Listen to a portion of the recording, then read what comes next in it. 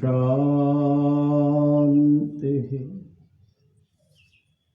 शांति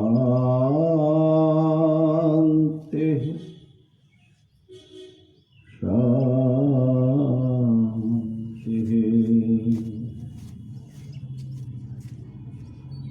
शंकरं शंकराचार्यं केशवं बादरायणं सूत्रभाष्यकृतौ वन्दे भगवन्तौ पुनः पुनः।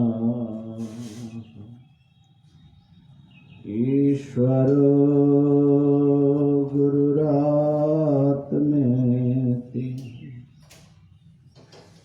मूर्तिभेद विभागिने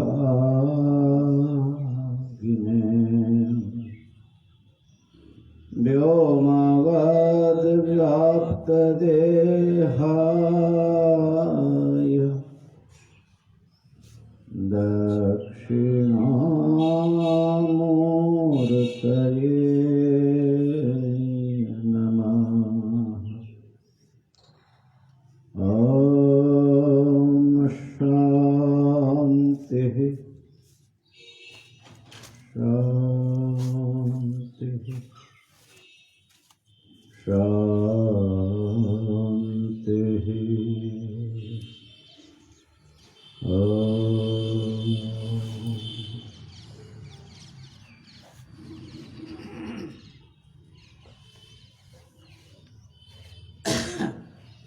हरि ओम हरि ओम हरि ओम।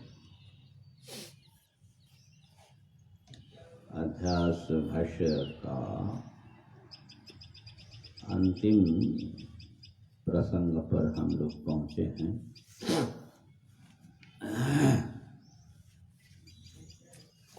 अध्यास का अध्यास भाष्य का उपसंहार भगवान शंकराचार्य जी कर रहे हैं।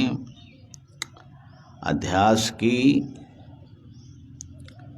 अनर्थ हेतुता और अध्यास की जो एक क्रम विकास होता है उसको दिखाते हुए मूल जो हैं अहम अध्यास है अंतःकरण और आत्मा का माने कार्य का प्रथम कार्य रूप में जो प्रथम अध्यास है उसको बता रहे हैं।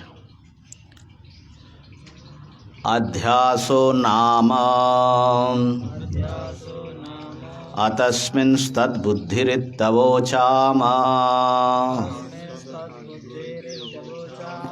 तद् यथा पुत्र भार्यादिषु विकलेषु सकलेषु वा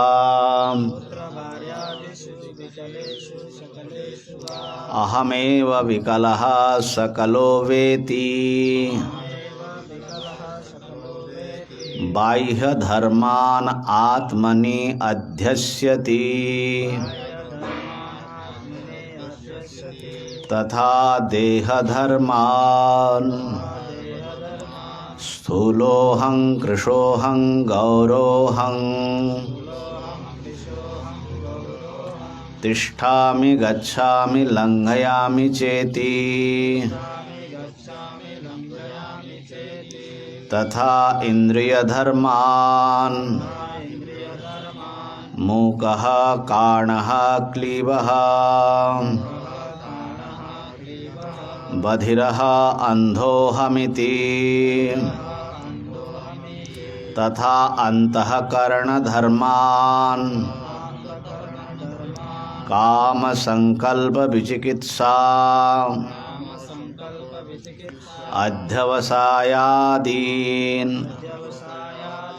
एवं अहम प्रत्ययिनाम् अशेष स्वप्रचार साक्षिणी प्रत्यगात्मन्यध्यस्य तंच प्रत्यगात्मानं सर्वसाक्षिणम् तद्विपर्ययेण अंतःकरणादिषु अध्यस्यति। एवमयमनादिरनन्तो नैसर्गिको अध्यासो मिथ्या प्रत्ययरूपः कर्तृत्व भोक्तृत्व प्रवर्तकः सर्वलोका प्रत्यक्षः।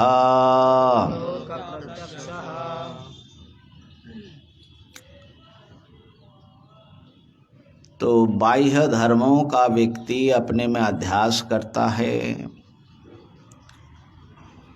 आपने कौन कौन से बाह्य धर्म का अध्यास कर रखा है वो विचार करना चाहिए। ऐसा लगता है कि हम तो बाह्य धर्म का अध्यास नहीं किया, क्योंकि महात्माओं का ऐसा है कि हम तो शादीशुदा है नहीं, लेकिन बाह्य धर्म का अध्यास सब किया हुआ है। हाँ, जो गुरु बन गए हैं वो भी बाह्य धर्म का अध्यास करता है, जो शिष्य है वो भी बाह्य धर्म का अध्यास करता है, जिसका आश्रम मठ है वो भी बाह्य धर्म का अध्यास करता है, जिसका नहीं है वो भी करता है। बाह्य धर्म का अध्यास क्या क्या किया हमने, असल में हम लोग कभी ख्याल नहीं करते ना, विचार थोड़े ही करते। हमेशा भगवान ने ऐसी आंखें बनाई हैं, देखो सामने दिखाई पड़ता है, अपने ओर देखने के लिए ज़्यादा प्रयास करना पड़ता है। तो इसीलिए किसी को अपना दोष कभी दिखता ही नहीं, और विवेकी हो तो दिखता है। यही विवेक का असल में परिचय है, जिसको अपना दोष दिखाई पड़े। तो बाह्य धर्मों को हम अपने में अध्यास करते हैं, देह के धर्मों को तो करते ही हैं, स्थूलोहम इत्यादि। इंद्रिय धर्मों को भी करते हैं, मुख कान, और फिर अंतःकरण के धर्मों को करते हैं। ये सब गहरे गहरे जा रहे, ऊपर से ये जो है भीतर की ओर जा रहे, और वो अध्यास जितना बाद में उत्तर उत्तर जो अध्यास है वो मौलिक ज़्यादा होता जा रहा है और गहरा होता जा रहा है। और फिर क्या कह रहे, एवं अहम प्रत्ययिनम, इसका अर्थ कल बताया था जल्दी जल्दी में। एवं अहम प्रत्ययिनम, इस प्रकार अहम प्रत्ययी को, माने अंतःकरण के धर्मों का अध्यास बताया, उसी प्रकार अंतःकरण रूप धर्मी का अध्यास बता रहे हैं। तो अहम प्रत्ययी शब्द जो है अंतःकरण को कह रहा है। प्रत्ययी, प्रत्ययी माने प्रत्ययः अस्य अस्ति, प्रत्यय माने वृत्तियाँ, प्रत्यय जिनके हैं उसको बोलते प्रत्ययी। और अहम च तत् प्रत्ययी च, अहम प्रत्ययः, वो अहम पदार्थ भी है और प्रत्ययी पदार्थ भी है, माने अंतःकरण। उस अंतःकरण को अशेष स्वप्रचार साक्षिणी, अंतःकरण के ही प्रचार के समस्त प्रचार माने उसके सारे परिणामों के वृत्तियों के जो साक्षी है प्रत्यगात्मा, साक्षी। अहम प्रत्ययी बोलने से उसमें अधिष्ठान आत्मा भी आ गए और नहीं नहीं नहीं, अभी आत्मा को नहीं लेना, अभी तो वो आत्मा का अध्यास बता रहे हैं। मैंने अभी आत्मा छोड़ करके बताओ। हमने जो अध्यास है तो उसमें दोनों चीज़ का मिलावट है। अभी अध्यास हो मिलावट करा रहे हैं ना, अच्छा, अभी मिलावट करा रहे हैं, ठीक है ना। अहम प्रत्यय में तो दो चीज़ पड़ा हुआ है ना। नहीं, अभी जो है, क्योंकि अब बता रहे हैं ना कि उसको आरोप करना है अहम प्रत्यय को, तो आरोप करने के बाद दो मिलेगा ना। अंतकरण के वृत्ति अगर अंतकरण दो, हाँ, ये तो ठीक है। वृत्तियों को तो पहले बता दिए ना, अंतकरण धर्म जो है वो पहले काम संकल्प विचिकित्सा वही वृत्तियां हैं। उसके पूर्व की पंक्ति आया ना, तथा अंतकरण धर्मान। आया। हाँ, तो उसमें वृत्तियों का वर्णन तो हो चुका है ना। तो हाँ, तो वृत्तियों का जो आश्रय है, माने वो अंतकरण वृत्ति रूप धर्म, उसका नाम है अहम प्रत्ययी। तो अहम प्रत्ययी को माने अंतःकरण को ये जो है साक्षी में अध्यास करता है, साक्षी में अभेद संबंध से अध्यास करता है, माने तादात्म्य अध्यास एक मालूम पड़ता है।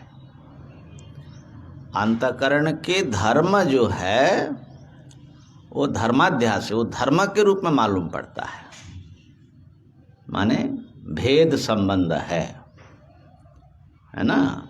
लेकिन अंतकरण जो है अभेदेन अध्यस्य, अभेद रूप से जो है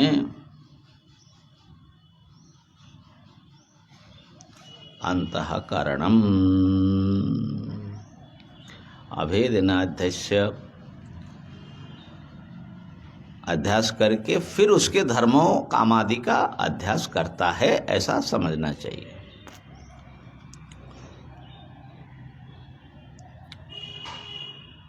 अच्छा, और फिर अन्योन्याध्यास दिखा रहे, तम च प्रत्यगात्मानम, उस प्रत्यगात्मा जो कि अधिष्ठान है सर्वसाक्षी, तद विपर्ययेण, उस पूर्व में जो अध्यास हुआ उसके विपरीत, माने पूर्व में अध्यास हुआ अंतकरण का, किसमें अध्यास हुआ? आत्मारूप अधिष्ठान में। अब अभी जो है उल्टा हो रहा है, अंतःकरण अध्यस्त अंतःकरण हो जाएगा अधिष्ठान, और अधिष्ठान बना हुआ जो आत्मा है वो हो जाएगा अध्यस्त। तद विपर्ययेण अंतःकरणादिषु अध्यस्यति, अंतःकरणादियों में उसका आत्मा का अध्यास होता है। ये आत्मा का अध्यास स्वरूप अध्यास नहीं है, केवल संसर्ग अध्यास है, ये कल भी बताया था।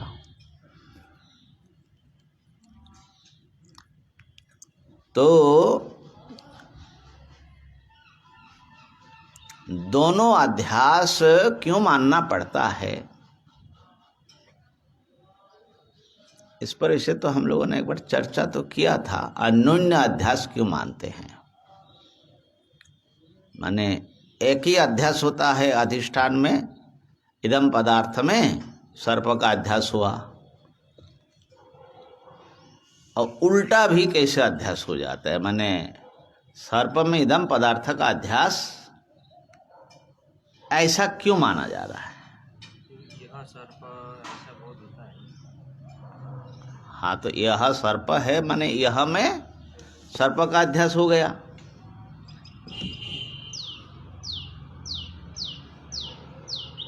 है ना, वहाँ पे कुछ अंश दिखता है, कुछ अंश नहीं दिखता है ना, तभी ना होता है।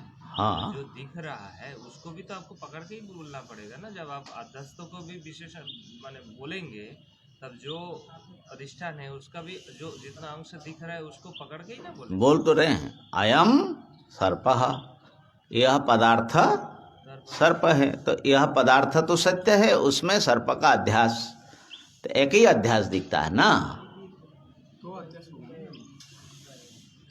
ये अयम सर्प नहीं बोलते हम लोग, बस सीधा क्या बोलते हैं, अरे सर्प सांप है, सीधा सांप को पहले हमने ये में रख दिया, विशेष्य कोटि में रख दिया, उसको कोटि में रख रहे हैं। ऐसा भी होता है, अधिकरण ऐसा भी होता है, ये सुना है अनिंदा। अयम सर्प जैसे बोलते हैं, ऐसा ही सर्पः अयम भी प्रतीत होता है। सर्पः अयम, सांप सामने है, ऐसा सांप सामने है तुम्हारा, ऐसा भी बोला जाता है, और सामने सांप हैं, ऐसा भी बोला जाता है। दोनों प्रकार से हम लोगों को प्रतीति होती है, अनुभव होता है। तो सर्प में माने सर्प में इदम का अभेद और इदम पदार्थ में सर्प का अभेद, दोनों संसर्ग की प्रतीति हो रही है उद्देश्य विधेय रूप से। इस पर पर्याप्त शास्त्रार्थ हमारे आकर ग्रंथों में किया गया, क्यों अन्योन्याध्यास माना जाता है। तो सर्प जैसे सामने दिख रहा है, ऐसे ही सामने वाले वस्तु सर्प रूप में दिख रहा है, दोनों बात है। तो ऐसी स्थिति में अगर इदम पदार्थ का सर्प में अध्यास न होगा तो सर्प में इदम का अभेद भासित नहीं होगा, लेकिन हो रहा है। और यहाँ जो है दार्ष्टान्त में अंतःकरण में चैतन्य का अध्यास बताया। चैतन्य स्वरूप आत्मा में अंतःकरण का और अंतःकरण में चैतन्य स्वरूप आत्मा का अध्यास। तो यदि अंतःकरण में चैतन्य का अध्यास नहीं होगा तो अंतःकरण जो है चेतन नहीं मालूम पड़ेगा। अंतःकरण तो अहम पदार्थ जो है वो अहम इस अनुभव में चैतन्य का भान नहीं हो पाएगा। एक बात और है कि अध्यस्तमेव परिस्फुरति भ्रमेषु, एक न्याय है, युक्ति भी है। अध्यस्तमेव, भ्रम में जितना स्फुरित होता है वो पूरा अध्यस्त ही होना चाहिए, माने भ्रम का पूरा अंश भ्रम ही है। भ्रम। अच्छा, यहाँ पर रत्न प्रभाकार ने ये युक्ति दिया, अहमिति अध्यासे चिदात्मनो भानं वाच्यम। अहम इस अध्यास में चिदात्मा का भान मानना पड़ेगा, अन्यथा जगत अंध्यापत्ते है, नहीं तो फिर जगत अंधेरा हो जाएगा, माने व्यवहार करने वाला प्रमाता बनेगा नहीं, क्योंकि ये जो है जड़ हो जाएगा। फिर व्यवहार करने वाला जो प्रमाता अंतःकरण है, जब तक इसमें चैतन्य का आरोप नहीं होगा तो ये जड़ बना रहेगा। और बोले कि नहीं, चैतन्य अलग से भान हो और इसका अलग से, माने चैतन्य का अपना स्वप्रकाशत्व न भान हो जाए। कहा कि न च अनध्यस्थस्य अध्यासे भानमस्ति, अनध्यस्थ वस्तु का अध्यास में भान नहीं होता। तो ये नियम है, अध्यस्तमेव परिस्फुरति भ्रमेषु। ये असल में संक्षेप शारीरक कार के श्लोक का एक पद है, उसी को आचार्यों ने नियम के रूप में रखा। संक्षेप शारीरक करके ग्रंथ है, वो इस शारीरक भाष्य का और ब्रह्म सूत्र का बहुत बढ़िया विवेचन किया। बड़ा विचार प्रधान ग्रंथ है, प्रमेय प्रधान ग्रंथ है, प्रमाण भी पर्याप्त है। मधुसूदन सरस्वती जी ने टीका लिखी उसके ऊपर। तो इसी से समझ सकते हैं कि कितना माने गांभीर्य है उस ग्रंथ में। लिखने वाले आचार्य जी का नाम है सर्वज्ञात्म मुनि, सर्वज्ञात्म मुनि।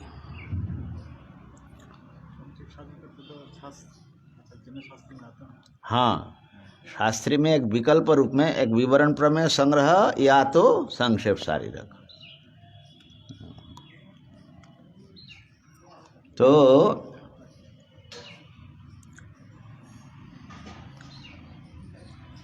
जितना भ्रम में भास रहा है वो पूरा का पूरा अध्यस्त है, मिथ्या है। ठीक है। तो इदम पदार्थ जब नेदम रजतम बोलेंगे तो इदम पदार्थ का भी बाद हो जाता है, रजत का भी बाद हो जाता है। लेकिन इदम पदार्थ तो सत्य हैं, बाद में यम शुक्ति करके रह भी जाता है, तो उसको मिथ्या मानेंगे कैसे? तो वो सर्प से अभिन्न रूप से मिथ्या है, माने संसृष्टत्वेन मिथ्या। हाँ, अध्यस्त रूप से वो मिथ्या है। क्या समझे बात को? समझ में आया? माने अंतःकरण के धर्म या धर्मी के रूप में, अंतःकरण में अभिन्न रूप में वो मिथ्या है, इस रूप में मिथ्या है। स्वरूपतः सत्य है, संसर्गत मिथ्या है। ये जो है माने अंतःकरण स्वरूपतः भी मिथ्या है, संसर्ग भी उनका मिथ्या है, कल्पित है। लेकिन आत्मा का अंतःकरण में स्वरूप कल्पित नहीं है, लेकिन वो अंतःकरण में है, इस रूप में वो कल्पित है संसर्गतया। तो संसृष्टत्वेन अध्यास। आत्मा का तो स्वरूप अध्यास था ही नहीं। हाँ, स्वरूप अध्यास नहीं है, स्वरूप का उसका बाद भी नहीं होगा, नहीं माने स्वरूप का ही बाद होगा। हाँ, स्वरूप का बाद भी नहीं होगा, बाद भी नहीं होगा। तो स्वरूप का बाद नहीं होगा, संसर्ग का बाद होगा, तो संसृष्ट रूप से उसका बाद हो जाएगा। माने केवल संसर्ग का बाद नहीं होगा, हाँ, संसृष्ट पदार्थ का बाद होगा ना, संसृष्टत्वेन। उसका तो बात करने की आवश्यकता ही नहीं, क्योंकि उसका तो अध्यास ही नहीं था। ना, होता है ना बाबा, अनुभव में होता है ना। स्वरूप अध्यास है ही नहीं। नहीं, स्वरूप अध्यास तो नहीं है, लेकिन संसृष्टत्व तो आया ना उसमें। संसर्ग जब किसी का, जब संसर्ग आपने, जैसे मान लीजिए कि आप बैठे हैं यहाँ पर, तो आप आधेय हैं, ये भूमि आधार हो गया, तो आधेयता धर्म तो अभी आया ना, आपके स्वरूप तो आधेय नहीं है। ऐसे कुछ देर बाद जब आपका यहाँ से दूसरे जगह चले जाओगे तो आपका स्वरूप तो रहेगा, लेकिन आप आधेय रहोगे क्या? तो आधेयत्व ना आप नहीं रहोगे, बात तो वही आ गई ना। तो इसीलिए विशिष्ट पदार्थ को वो जो है बाधित माना जाता है। तो कहने का भाव ये है कि अंतःकरण में भी चैतन्य का भान हो रहा है अभेद रूप से, इसलिए उसके संसृष्ट रूप बाधित है। इसलिए दोनों का वो भी अध्यास से ही सिद्ध हो रहा है। तो दोनों माने जितना भ्रम में भास रहा है अहम इस अनुभूति में, ये पूरा पूरा भ्रम ही है।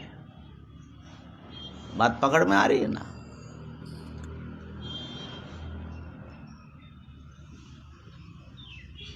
तो अध्यास के द्वारा जो निष्पन्न हुआ अस्मत् पदार्थ है, इसीलिए इस अस्मत् पदार्थ को हम कहते हैं कि पूरा पूरा भ्रम है।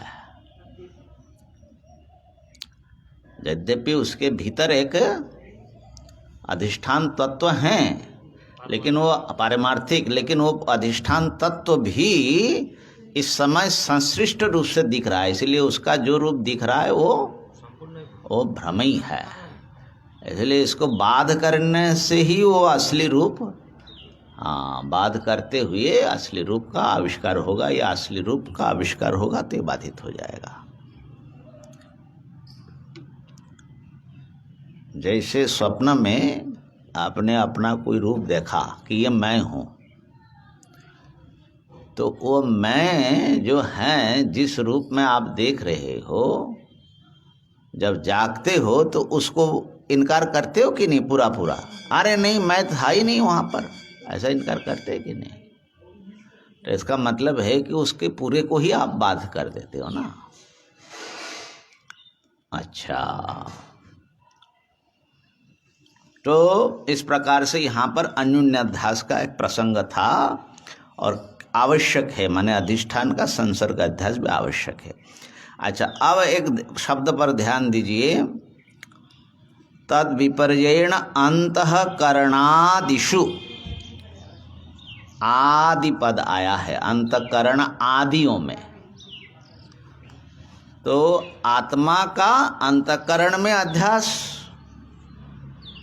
फिर उस क्रम से अंतःकरण के धर्म में भी उसका संसर्ग भासेगा, इंद्रिय धर्मों में भी भासेगा, देह धर्म में भी भासेगा, माने जहाँ जहाँ अध्यास होगा चैतन्य का संसर्गतया अध्यास वहाँ सब पदार्थ पर होगा।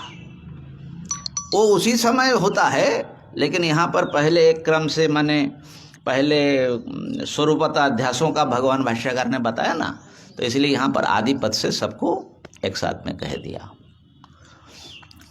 उसमें विशेष थोड़ा सा ध्यान रखिए, यहाँ पर रत्न प्रभाकार ने बड़ा सुंदर इसको कहा, तत्र अज्ञाने केवल आत्मनः संसर्गः, अज्ञान माने वही जो है, हाँ यहाँ पर और भी ला रहे, माने अंतःकरण अध्यास से पूर्व ही अज्ञान भी है ना, मूला विद्या, अध्यास का जो कारण सुषुप्ति में जो आपको अनुभव में आता है, तो उसका अध्यास भी है कारण अध्यास के रूप में। यहाँ पर उसका जिक्र केवल संकेत में है। तो उसमें अज्ञान का स्वरूपतः अध्यास है आत्मा में, और आत्मा का संसर्ग विधया केवल आत्मा का अज्ञान में अध्यास होगा। तभी जाकर के उस अनुभव को हम लोग अहम अज्ञ, ऐसे कुछ भी नहीं जान पाया इत्यादि रूप में हम व्यक्त करते हैं। यानी आत्मा में अनात्मा का स्वरूप अध्यास हो रहा है, स्वरूप तो संसर्ग दोनों ही हो, स्वरूप संसर्ग दोनों ही हो रहा है। लेकिन कौन सा अनात्मा? अनात्मा में बहुत सारा है ना, तो मूल अनात्मा क्या है? अंतःकरण आदि नहीं, आदि अंतःकरण आदि, मूल अनात्मा है अज्ञान, मूला विद्या। क्योंकि अध्यास होने के लिए अज्ञान आवश्यक है।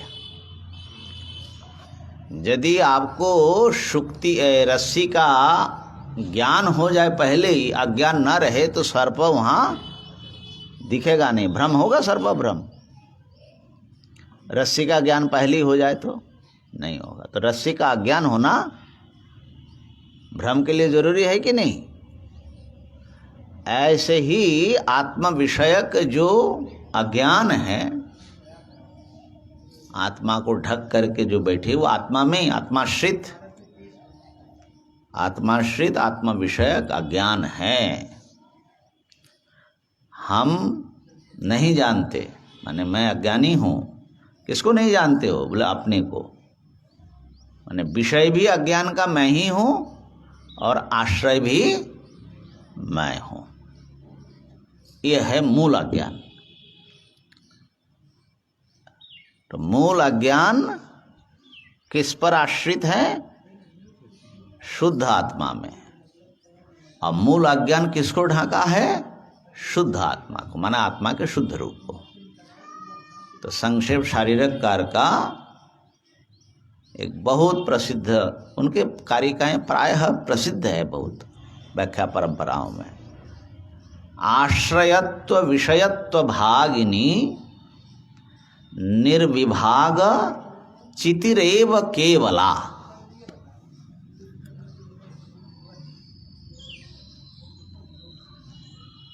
निर्विभाग जो चैतन्य है, जहां पर अभी जीव ईश्वर जगत विभाग हुआ नहीं, ऐसा निर्विभाग चैतन्य, केवल जो चैतन्य है, वही अज्ञान का आश्रय और विषय दोनों होता है। अज्ञान उन्हीं में रहता है, उन्हीं को ढकता है।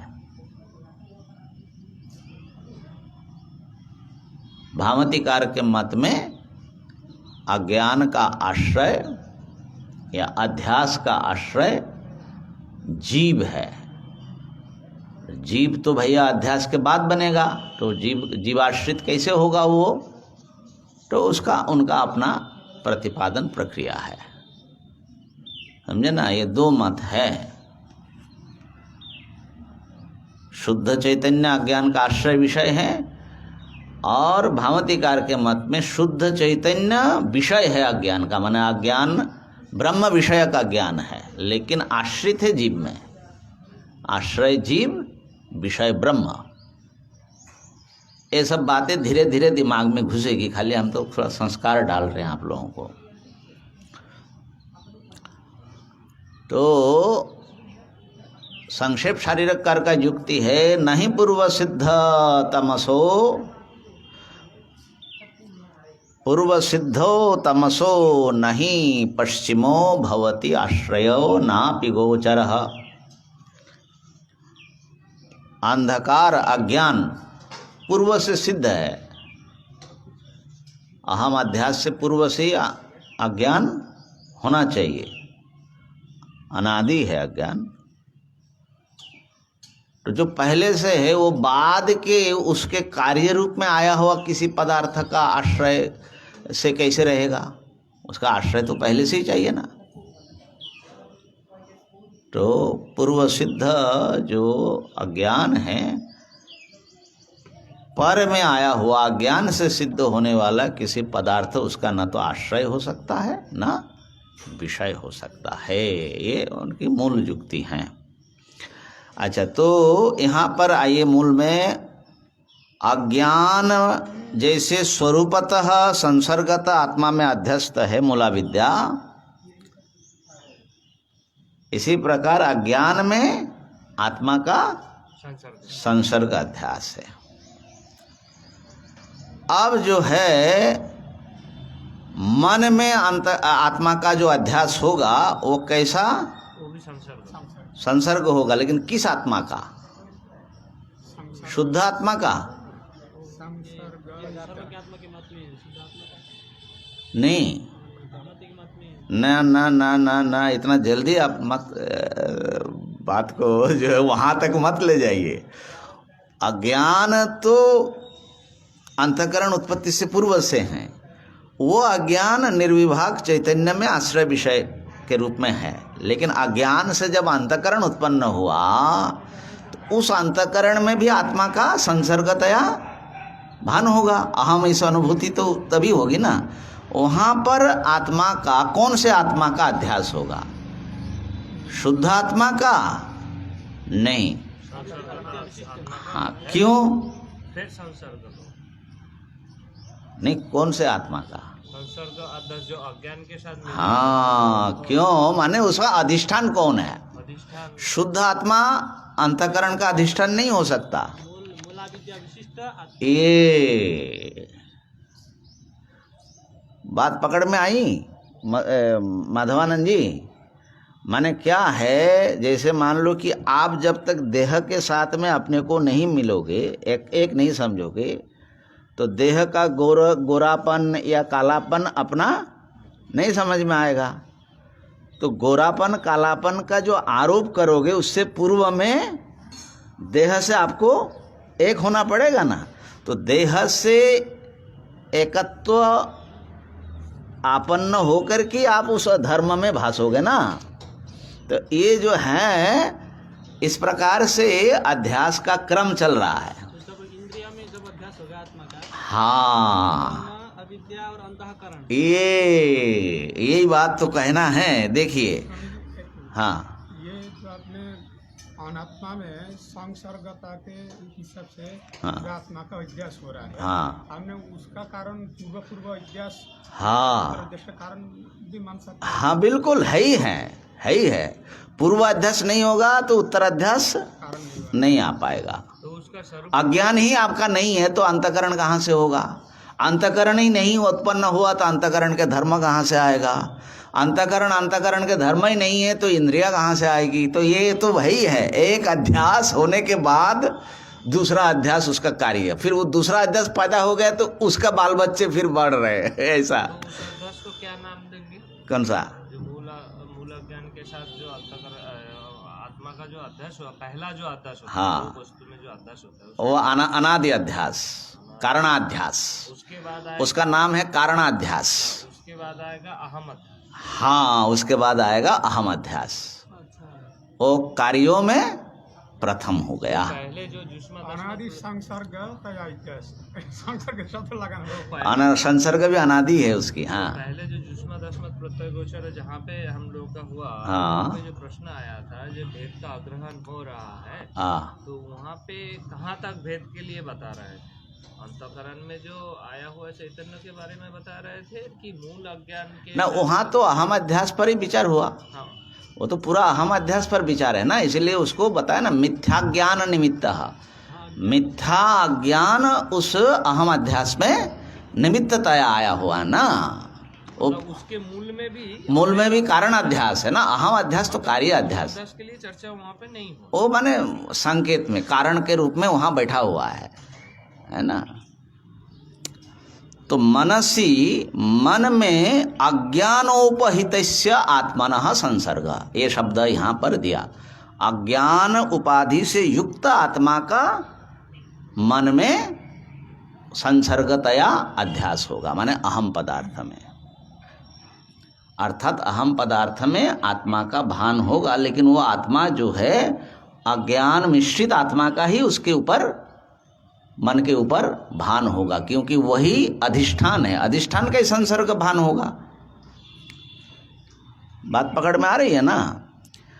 और देहादो, देहादि में मन उपहितस्य आत्मनः, मन से उपहित आत्मा का देहादि में भान होगा। इति विशेषः, ये जो है विपर्जय रूप से अंतःकरण आदि में अध्यास होगा, लेकिन अध्यास में थोड़ा विशेष है।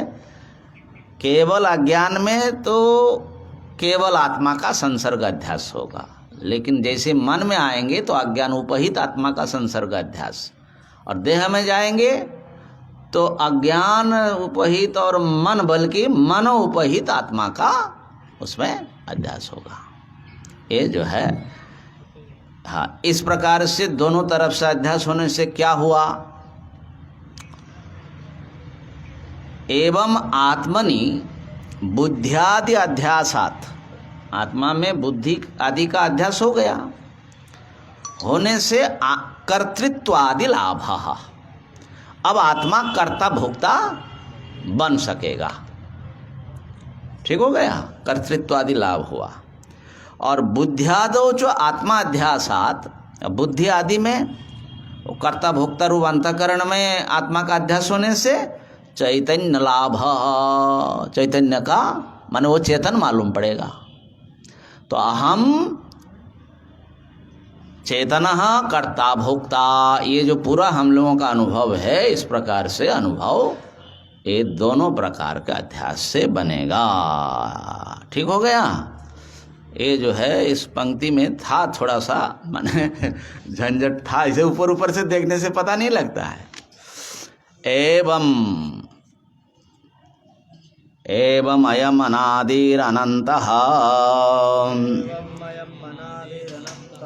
नैसर्गिको अध्यासो मिथ्या प्रत्यय रूपः कर्तृत्व भोक्तृत्व प्रवर्तकः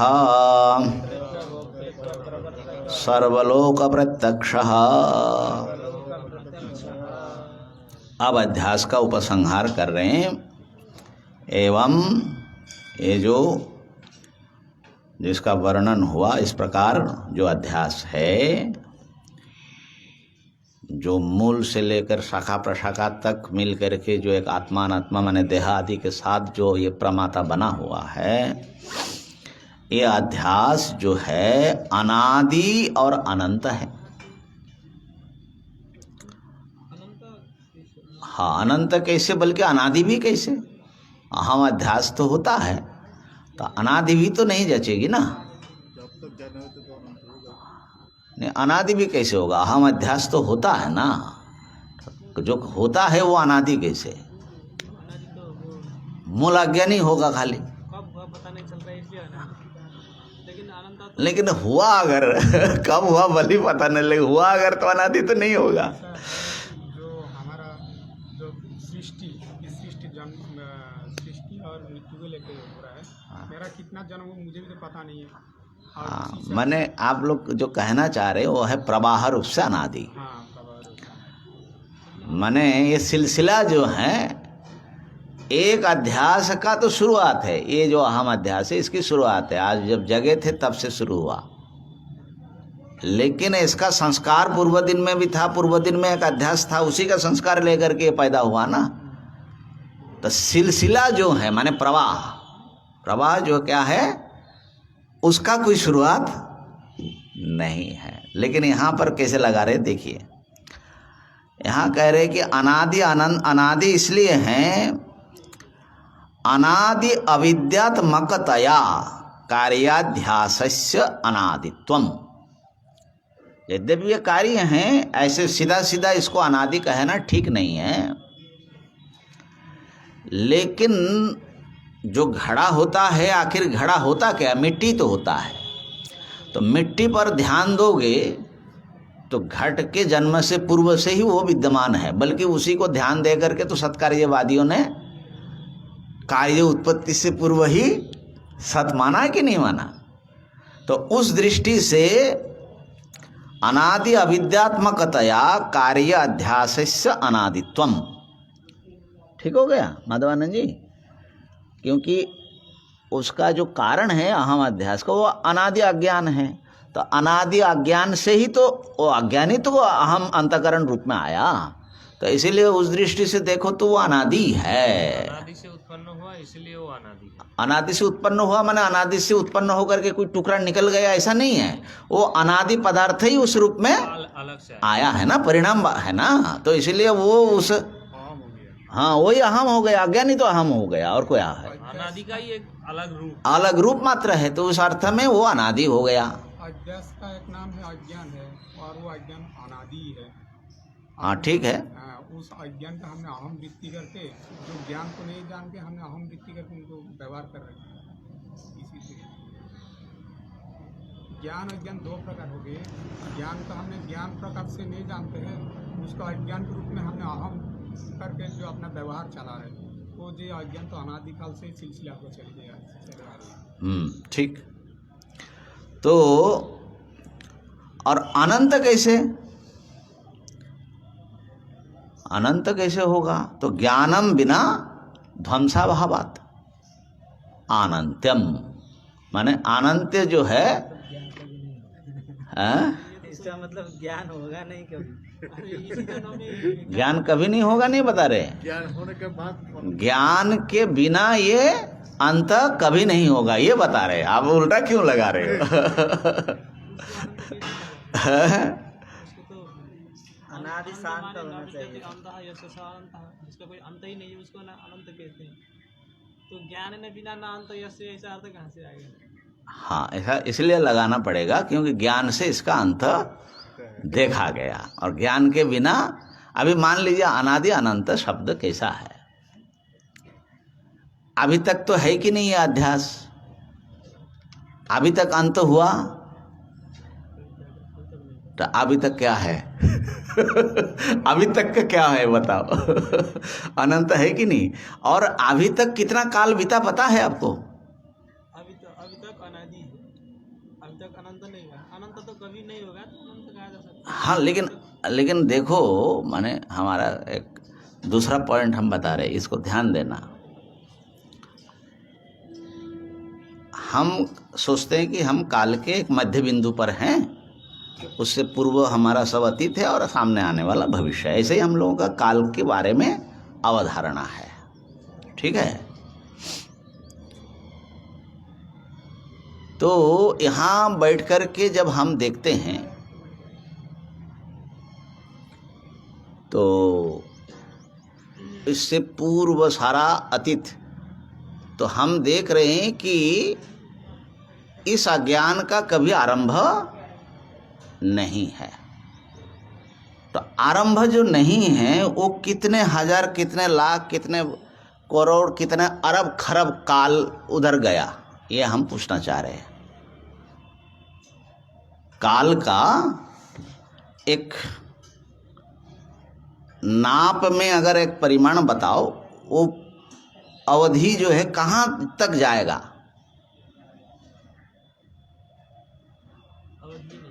अवधि तो है नहीं, निरवधि चलता ही रहेगा।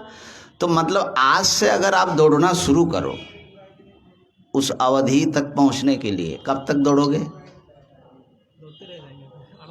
तो काल अनंत है कि नहीं बताओ? अभी तक इसके आगे की तो हम विचार नहीं कर रहे हैं।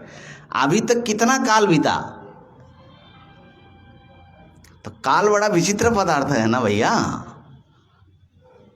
तो हमारे से समझ लीजिए कि लाखों करोड़ों साल पहले जो बैठा हुआ है, वो जब विचार किया होगा, अज्ञान को क्या पाया उन्होंने? तब भी अनादि पाया ना। तो इसका मतलब ये हुआ कि ये अनादि और अनंत वो एक ही साथ में, अनादि पद कहने से एक प्रकार से उसके पेट के भीतर विचार करने पर अनंत तक घुसी होती है। लेकिन फिर भी ऐसे प्रायः क्या होता है, हर पदार्थ जो अनादि होता है अनंत ही होता है। वास्तविकता तो ये है। लेकिन ज्ञान से अज्ञान नष्ट होता है। अच्छा, दूसरी बात ये तर्क हमने दिया खाली ज्ञानम बिना अच्छा, ये तो जरूरी नहीं कि सबको ज्ञान होगा ही, ऐसा मानते हो क्या? तो कुछ तो आत्माएं ऐसी होंगी शायद उनका अज्ञान चलता ही रहे, तो उसका अनंत कहना पड़ेगा उनके लिए। माने संसार रहेगा कि नहीं रहेगा, कि कभी के लिए सबके लिए संसार खत्म हो जाएगा कभी? नहीं, कल्प की बात नहीं। हाँ हाँ, तो जीव संख्या अगर अनंत है तो अगर इस कल्प में दो, तो आप बहुत माने घबरा करके दे रहे हो। हम कह रहे हैं कि 2 नहीं 2 लाख ही इस कल्प में मुक्त हो गए। लेकिन अनंत संख्या से अगर 2 लाख मुक्त हो जाएगा तो कितने बचेगा? तो अनंत का हिसाब किताब ही अलग है बाबा। तो इसलिए ये जो है कभी ख़त्म नहीं होने वाली सिलसिला भी तो है ना, तो इसलिए भी अनंत है। लेकिन आप ऐसा ना समझ लो कि हमारा ही अज्ञान अनंत है, तब कभी पढ़ाई करके क्या करेंगे। इसलिए कहा ज्ञानम बिना, ज्ञान कर लो तो तुम्हारा अज्ञान का तो अंत हो सकता है। ज्ञानम बिना धमसा भावाद अनंतम, और अनंत करके महापुरुषों ने इसको प्रयोग किया। भगवान श्री कृष्ण ने इसको अनंत कहा, तो उन्होंने किस अर्थ में कहा? जैसे ब्रह्म अनादि अनंत है, ऐसा नहीं है वो अनादि अनंत, ज्ञान से नष्ट होता है। भगवान ने भी माना, ज्ञान है न तो तद ज्ञानम जैसाम नाशितम, तो नाश तो मानते हैं, लेकिन तदुक्तम भगवद गीतासु न रूपमस्येह तथोपलभ्यते नान्तो न चादिर न च संप्रतिष्ठा। तो भगवान अनंत भी कह रहे हैं और ज्ञान से नष्ट भी होता है, ऐसे भी कह रहे। इसका मतलब ज्ञान के बिना और किसी प्रकार से उसका अंत नहीं हो सकता, तो इसलिए यह अनादि अनंत है। उसका जो व्यष्टि जो अध्यास है हाँ वो तो नाश होगा, पर जो समष्टि जो अध्यास है सबका अध्यास समष्टि वो नहीं नाश नहीं होगा इससे। हाँ, मैंने वो उसमें भी वैसे ही अनंत का हिसाब किताब ऐसा झंझटिया है ना। अब व्यष्टि समष्टि विभाजन भी अध्यास से ही सिद्ध होता है बाबा। आप अगर समझ रहे हो कि अध्यास से भिन्न, माने आपके अध्यास से भिन्न कोई ऐसा और चीज़ है, तो अभी अध्यास का पूरा पैर जो फैला कितना है, उसके पेट में समष्टि व्यष्टि सारा इकट्ठे ही घुसा हुआ है। अच्छा, चलो इस पर धीरे धीरे विचार प्रौढ़ होगा। तो अनादिर अनंतः ये बता करके एक तो बता दिया कि इसके उपादान जो है ऐसा है, और नैसर्गिक इसको कहने से निसर्ग सिद्ध है, चली आ रही है। तो वो जो है क्या है इसका कह रहे हैं अध्यासात तत्संस्कारः ततो अध्यास। अध्यास से उसका संस्कार पड़ता है, उस संस्कार से फिर अध्यास होता है, फिर अध्यास से संस्कार पड़ जाता है, और फिर संस्कार से फिर अध्यास होता है। ऐसा चल रहा है प्रवाह। आज जो अध्यास है ये पूर्व अध्यास के संस्कार से ही हुआ। स्मृति रूप परत्र पूर्व दृष्टाव भाष, वहाँ पर संस्कार को कारण माना है ना। तो वो संस्कार किससे पड़ा? पूर्व दिवसीय अध्यास से। और वो अध्यास जो है अपना संस्कार रख करके ख़त्म हुआ, उसके संस्कार से आज का अध्यास शुरू हुआ। आज का अध्यास संस्कार रख करके ख़त्म हो जाएगा तो आगे फिर अध्यास शुरू हो जाएगा। इस प्रकार से इसकी प्रवाह चली आ रही है, इसलिए इसको बोलते हैं नैसर्गिक। तो यहाँ पर अहम अध्यास के लिए दोनों बात बता दिया। उपादान कारण है अनादि अविद्या, और नैसर्गिक बता करके पूर्व अध्यास का संस्कार उसका निमित्त कारण भी है, ये दोनों बात बता दिया। एवं उपादानम निमित्तम चोक्तम भवति। अच्छा, अब इसका स्वरूप बता रहे, मिथ्या प्रत्यय रूपः। ये अध्यास का स्वरूप बता रहे हैं। वो तो कारण बताया अनादि अनंत नैसर्गिक। मिथ्या माने ये जो है ना, एक प्रकार से अध्यास भाष्य का अंतिम वाक्य है, माने उपसंहार अध्यास का। तो मिथ्या प्रत्यय रूप है ये। प्रत्यय शब्द प्रतीयमान अर्थ में भी प्रतीयते इति प्रत्यय और प्रतीति ही इति प्रत्यय, ठीक है। तो अर्थाध्यास और ज्ञानाध्यास दोनों इसमें प्रत्यय शब्द के पेट के भीतर आ जा रहा है। तो इसलिए ये मिथ्या प्रत्यय रूप है, माने इसका ये मिथ्या पदार्थ है, मिथ्या ही ये प्रतीत होता है। यहाँ पर टीकाकार ने इसको ऐसा लिखा, मिथ्या माया तया प्रतीयते इति प्रत्ययः। मिथ्या माया से ही प्रतीत होता है, प्रत्ययः प्रतीयते जिसका, वो है कार्य प्रपंचः तत्प्रतीतिश्च। कार्य प्रपंच और उसकी जो प्रतीतियां हैं, इत्येवं स्वरूपः, ये है मिथ्या प्रत्यय रूप। मिथ्या प्रत्यय ही इसका रूप है। अब इसके अध्यास का कार्य बता रहे हैं। स्वरूप बता दिया, कारण बताया, स्वरूप बताया, अब कार्य उसका जो है वो कर्ता क्या है अध्यास। कर्तृत्व भोक्तृत्व प्रवर्तकः, ये जो है हाँ कर्तापना और भोक्तापना का प्रवर्तक है। अध्यास के बिना आत्मा कर्ता भोक्ता नहीं बनता। तो कर्तृत्व भोक्तृत्व प्रवर्तक कहने से अध्यास जो है कितना बड़ा अनर्थ पैदा कर दिया। जो परिपूर्ण स्वरूप प्रत्यगात्मा है, जिसको न करने की कोई ज़रूरत है, न भोगने की ज़रूरत है, न कर्ता भोक्ता, एक अखंड सत्ता है, उसमें कर्तृत्व भोक्तृत्व दिखाया अध्यास ने। माने उसने बनाया, आपको कर्ता भोक्ता बनाया। अब कर्ता बन करके कर्म करो और भोक्ता बन करके भोगो और जन्मो और मरो, तो ये सिलसिला शुरू होगा कि नहीं होगा?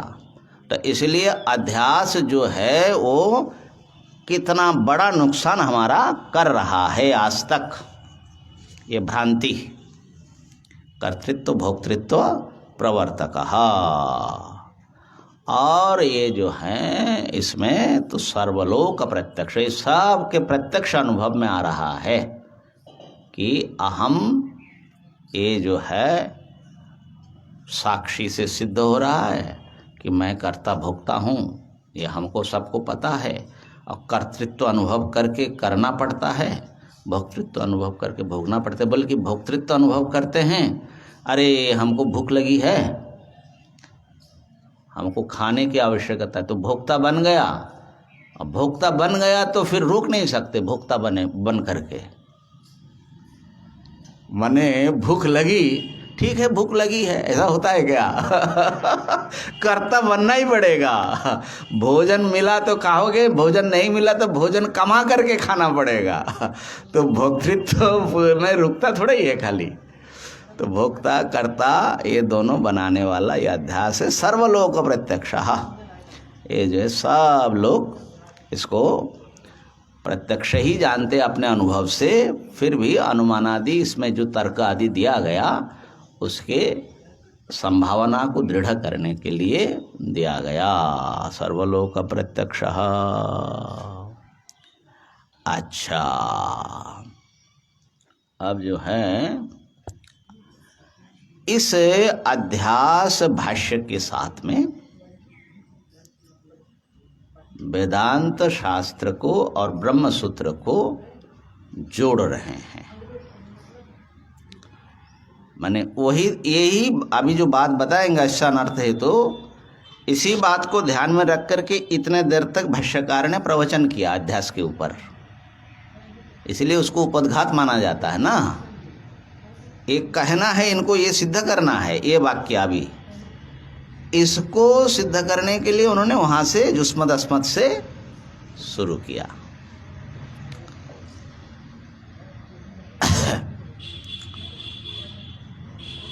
अस्य अनर्थ हेतोः प्रहाणाय आत्मैकत्व विद्या प्रतिपत्तये सर्वे वेदांता आरभ्यन्ते। अस्य अनर्थ हेतुः, ये कर्तृत्व आदि समस्त अनर्थ का हेतु जो ये अहम अध्यास है।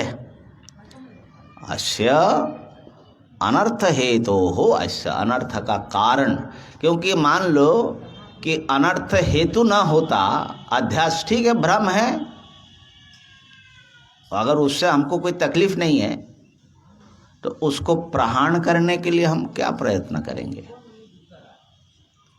जैसे कोई चित्र है, हमको पता है यहाँ चित्र में जो नदी है वो है नहीं, वृक्ष है नहीं, मनुष्य है नहीं,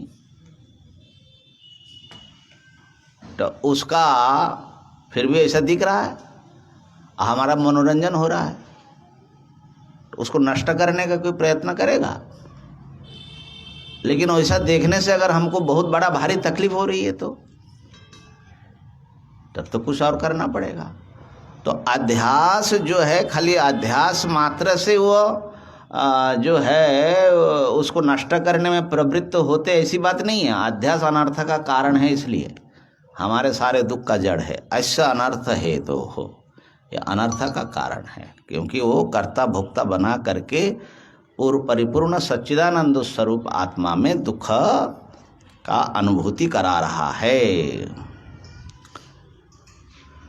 प्रहाणाय, प्र माने कारण सहित प्रकर्ष, ये हमने पीछे से पूर्व में बताया था। प्रहाणाय, हान माने विनाश और प्र लगाने से प्रकृष्ट रूप से, हाँ प्रकृष्ट क्या है, कारण सहित, माने फिर दोबारा ना आए, इसी को आत्यंतिक नाश। तो आत्यंतिक दुखद ध्वंस को ही मोक्ष कहा जाता है। है ना। आत्यंतिक माने ऐसा नष्ट हुआ फिर दोबारा न आए। तो प्रहाणाय कैसे प्रहण होगा, कहा कि आत्मैकत्व विद्या प्रतिपत्तये, एक आत्मा ही है, माने एक मैं ही हूँ, सारा सब कुछ आत्मैव इदं सर्वम, अहमेव इदं सर्वम। इसी को बोलते ब्रह्मात्मक साक्षात्कार। तस्य प्रतिपत्ति ही माने लाभ। आत्मैकत्व विद्या माने ब्रह्मात्मक साक्षात्कार, उसकी प्रतिपत्ति माने लाभ। उस लाभ के लिए, तस्यै उस प्रतिपत्ति के लिए सर्वे वेदांता आरभ्यन्ते। वेदांत का आरंभ क्या है भाई, वेदांत तो अपौरुषेय अनादि है। नहीं, वेदांत विचार का ये जो ब्रह्म सूत्र रूप ग्रंथ है,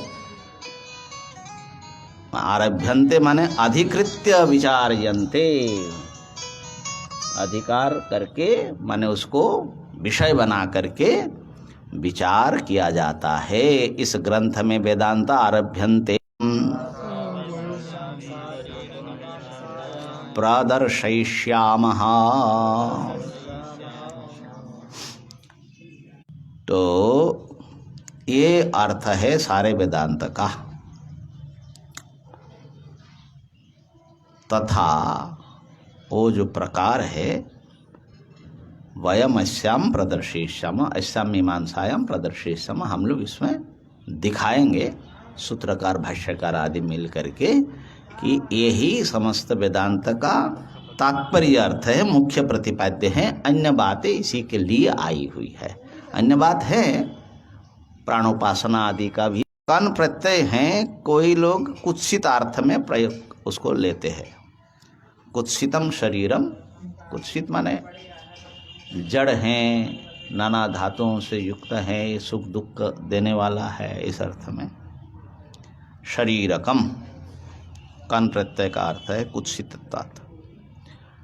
और शरीरक दिखाएंगे इस प्रकार से,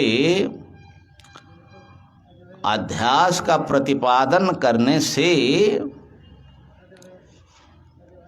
ब्रह्मात्मक्य रूप जो विषय है वो सिद्ध होता है, और वो सिद्ध होने से विषय और प्रयोजन दोनों की सिद्धि हो जाती है। तो देखो, ये जो जुड़ने वाली चीज़ है, इस पर एक बात कह करके हम ये अध्यास भाष्य पूर्ण कर रहे हैं। कल आप लोग जो है अपना अपना लिख करके ले आना, उसको हम कुछ प्रश्न भी करेंगे। हम कितना आपने आज प्रश्न लाए कि नहीं लाए? हमने बताया था कि अध्यास भाष्य के ऊपर कुछ मुख्य मुख्य प्रश्न लिख करके लाना। तो अध्यास भाष्य के ऊपर एक प्रश्न कई विद्वानों ने आक्षेप किया, और वो आक्षेप को बिना उसको समझे उत्तर दिए। अध्यास भाष्य ब्रह्मसूत्र ग्रंथ के साथ ठीक से संगतिपूर्ण नहीं होगा, सामंजस्य नहीं होगा।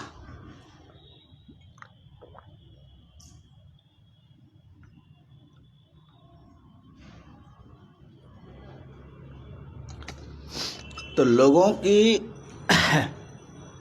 का आक्षेप ये है कि अध्यास भाष्य पूरा ही असंलग्न भाष्य है, क्योंकि मूल ग्रंथ शुरू हो रहा है अथातो ब्रह्म जिज्ञासा।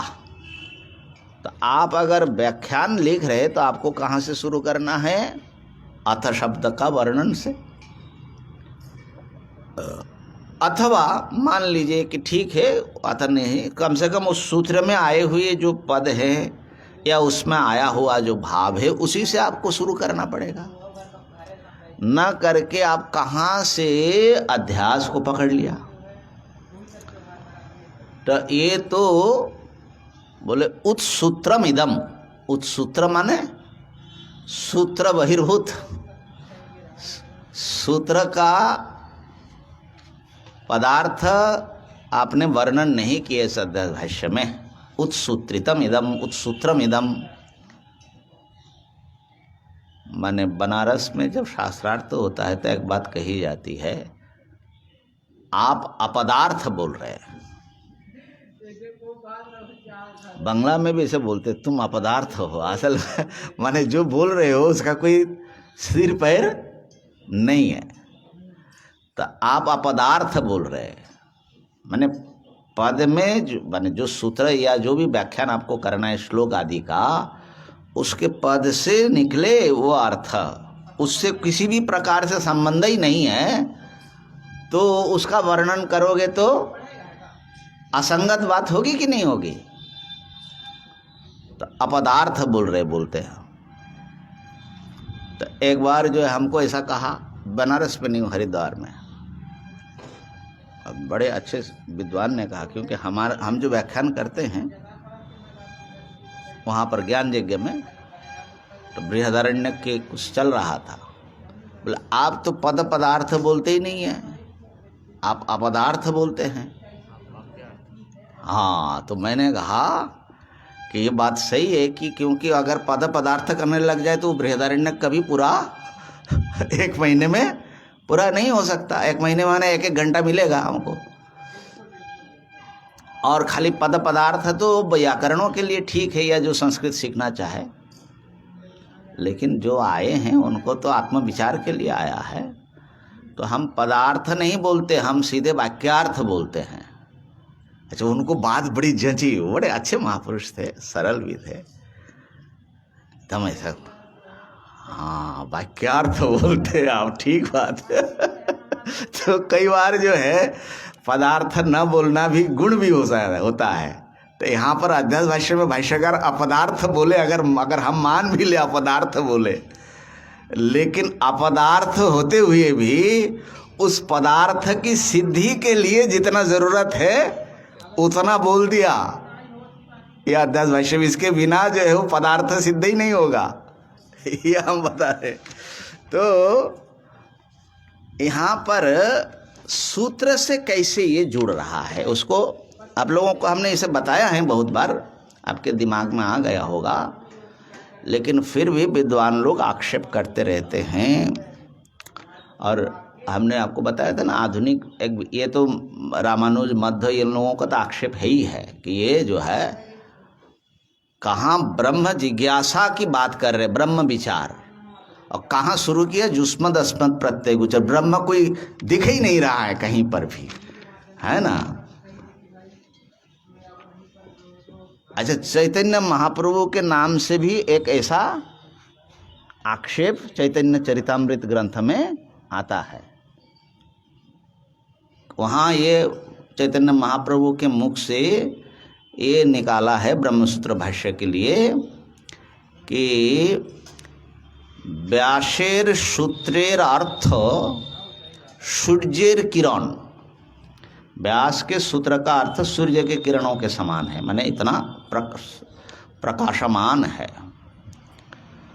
और स्वकल्पित भाष्य मेघे करे आच्छादन, अपने कल्पना जोड़ जोड़ करके कहाँ से क्या बोल करके अपने भाष्य मेघ से वो और ढक दिया व्यास का अर्थ शंकराचार्य जी के लिए। अब बताइए, चैतन्य महाप्रभु जो है ऐसा कह सकते? चैतन्य महाप्रभु जो शंकराचार्य संप्रदाय में संन्यास लिया, शंकर को गुरु माना, उनके लिए ऐसा उक्ति करेंगे क्या? कर सकते हैं क्या? तो फिर इधर संन्यास क्यों लिया भैया? माने उनका नाम ही तो चैतन्य पड़ा ना। मेरा नाम जैसे प्रणव चैतन्य है, उनका नाम स्वामी कृष्ण चैतन्य भारती, पूरी सरस्वती भारती, ये तीनों के ब्रह्मचारी चैतन्य होते हैं, या सन्यासी के नाम के साथ भी चैतन्य लगता है भारती। तो भारती जी के शिष्य थे, कैशव भारती के से संन्यास लिया था चैतन्य महाप्रभु, तो वो ऐसा अपने गुरु के बारे में ऐसा बोलेंगे? अब विद्वान व्यक्ति थे, कोई मूर्ख जैसे थोड़े ही थे। तो शंकराचार्य ने क्या लिख दिया, और 1000 साल से विद्वान मंत्रमुग्ध है उनके भाष्य पर, तो ये बात समझ में नहीं आई। ऐसा तो नहीं हो सकता। इसलिए हमको लगता है कि चैतन्य महाप्रभु के मुख में ये बैठाया गया। लेकिन ऐसा आक्षेप है कि ये जो है कुछ ना कुछ लिख कहाँ से कहाँ ले जा रहा है। आधुनिक विद्वान जो गोविंद चंद्र पांडे जी हैं, उन्होंने भी संशय उठाया, प्रश्न उठाया कि भाई ब्रह्म विचार से शुरू करना था, ब्रह्म जिज्ञासा। हाँ, उन्होंने उनका आचार्य शंकर के ऊपर उनका जो ग्रंथ है बहुत बढ़िया ग्रंथ है, जबरदस्त ग्रंथ है। तो उसमें बहुत गहराई से अध्ययन किया उन्होंने। लेकिन ये प्रश्न उठाया है उन्होंने भी कि ब्रह्म विचार जो है उनको करना है ब्रह्म के, जैसे सूत्रकार कह रहे ब्रह्म का लक्षण जन्माद्यस्य जत प्रमाण क्या है, शास्त्र जो नित्य, इस प्रकार से विचार आगे बढ़ती है। लेकिन उन्होंने ब्रह्म जिज्ञासा को छोड़ करके उसको आत्म जिज्ञासा बना दिया, अहम की जिज्ञासा। तो ऐसा लगता है कि उनके आचार्य शंकर के सिद्धांत संप्रदाय में या सिद्धांत में आत्म जिज्ञासा ही मुख्य है और ब्रह्म जिज्ञासा उसके साथ में संलग्न होता है। लेकिन सूत्रकार की परंपरा में ब्रह्म जिज्ञासा मुख्य है, वहाँ से शुरू करते हैं, वो जाकर के आत्म जिज्ञासा के साथ माने उसका आत्मा के साथ में जुड़ते हैं। तो इस प्रकार से भाई विद्वान ही कोई ऐसा सोच सकेगा ना, ऐसा कोई सामान्य व्यक्ति नहीं है। तो ये जो है उन्होंने इतना कह दिया कि राम जी वनवास में चले गए तो भरत को ही राजा बनना पड़ा, स्थानापन्न। ऐसा ही लगता है कि भगवान शंकराचार्य जी ने ब्रह्म विचार को वनवास में भेज दिया और आत्म विचार को जो है उनके प्रतिनिधि स्थानीय को ही सामने रख करके सारा विचार किया। तो ये सब प्रश्न जो हैं असल में मैं समझता हूँ कि ये जो उत्सूत्र कहा है उसी का नए रूप है। लेकिन उत्सूत्र नहीं, स्वयं भाष्यकार ने कहा अस्य अनर्थ हेतु प्रहाणाय। इस प्रश्न को भामतीकार ने भी उत्तर दिया, पद्मपादाचार्य जी ने भी उत्तर दिया, और मैं समझता हूँ कि हमारे आचार्यों ने उत्तर दिया है और बहुत अच्छे ढंग से ये संलग्न है ब्रह्मसूत्र के साथ में। तो भामतीकार ने क्या उत्तर दिया उसको पहले सुन लीजिए, आप लोगों को जल्दी पकड़ में आएगा। कल हम बताएंगे कि पंचवादिकार ने क्या उत्तर दिया और गोविंद चंद्र पांडे जी के जो प्रश्न पर कैसे उत्तर आता है। वैसे एक दिन विचार हमने किया था बीच में।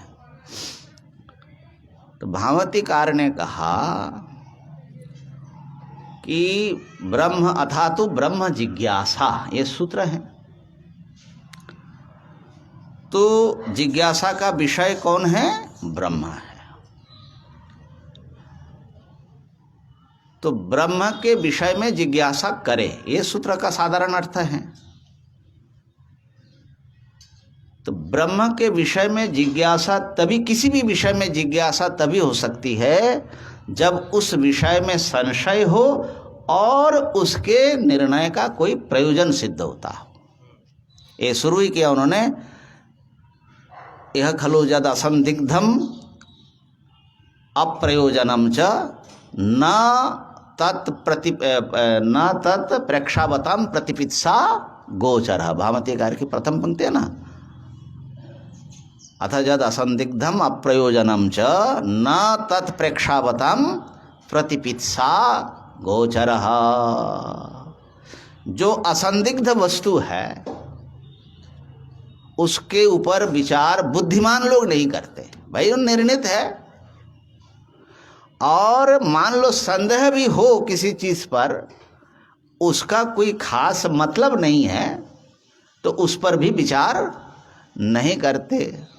घटोवा स्फीतालोक मध्यवर्ती घटः करटदंतोवा, जैसे एकदम प्रकाश में पड़ा हुआ घड़ा, सब देख रहे हैं कि ये घट है, तो ये क्या वस्तु है, इसकी जिज्ञासा होती है क्या? नहीं होती है। संशय हो तब जिज्ञासा हो, ये तो असंदिग्ध है, निर्णित है घट। अब मान लीजिए कि कौवे के मुख में कितने दांत है? देखा कितने दांत? गिना कभी? अरे भाई कभी गिनना भी चाहिए।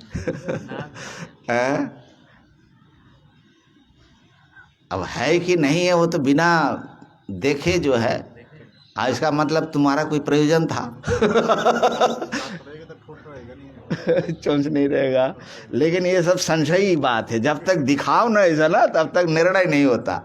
लेकिन उसके पीछे कौन जाए, क्यों जाए भाई? कौवे के दांत हो तो हो, ना हो तो ना हो, हमको क्या आता जाता है? हमारा जो भूख लगी है उसका मिटेगा क्या उससे? तो कहने का अर्थ है कि उसका कोई प्रयोजन नहीं है। तो जिसका प्रयोजन नहीं है, संशय होने पर भी उस पर जिज्ञासा बुद्धिमान लोग नहीं करते, जो गंभीर लोग हैं। और जिसका संशय भी नहीं है उस पर नहीं करते।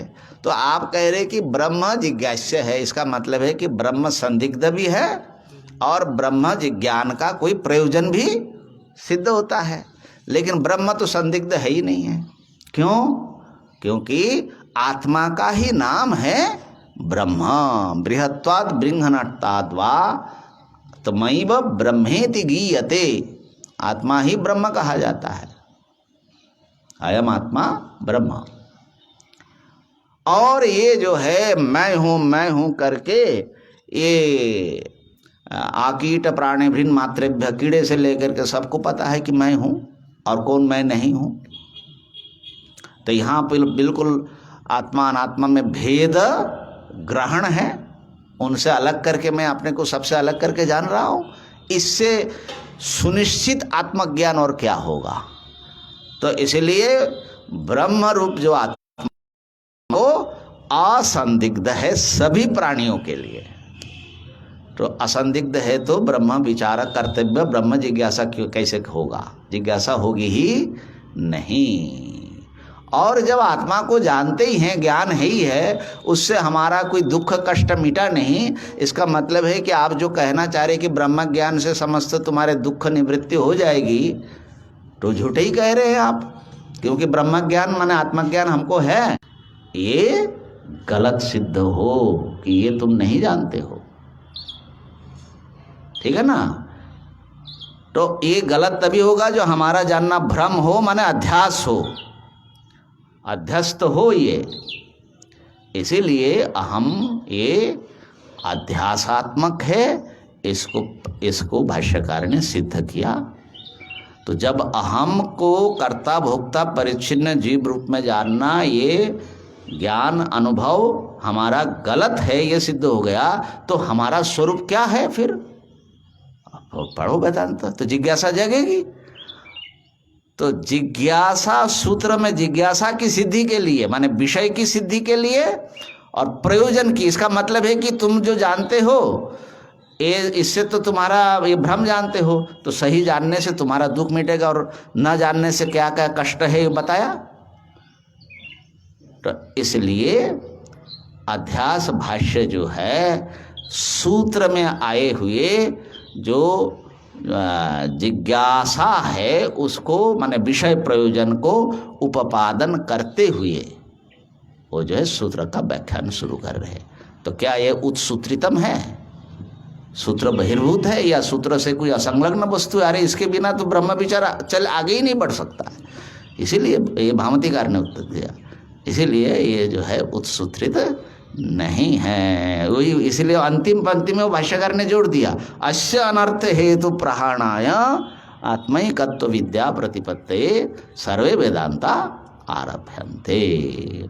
ओम पूर्णमदः पूर्णमिदं पूर्णात् पूर्णमुदच्यते पूर्णस्य पूर्णमादाय